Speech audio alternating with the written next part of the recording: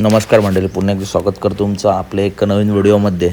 2026चं वर्ष, आपल्या सर्वांचा लाडका बकासूर. मित्रांनो, गुलाल तर बकासूरने घेतले आहेत, परंतु मोठमोठ्या हिंदकेसरी मैदानामध्ये बकासूरचे हार होत आहे. परंतु त्याने हे सर्व किताब मित्रांनो आधीच मिळवले आहेत, त्याच्यामुळे त्याने इतिहास आधीच घडवून ठेवला आहे. तरीसुद्धा मित्रांनो, बकासूर आत्ता थोड्याच मित्रांनो पुढील मैदानांमध्ये टॉपचा कमबॅक करेल. कारण हार झाल्यावरती ट्रोलिंगसुद्धा होते, परंतु त्या ट्रोलिंगला उत्तर स्वतः बकासूर देतो आणि टॉपचा कमबॅक लवकरच बकासूरचा आपला बघायला मिळेल.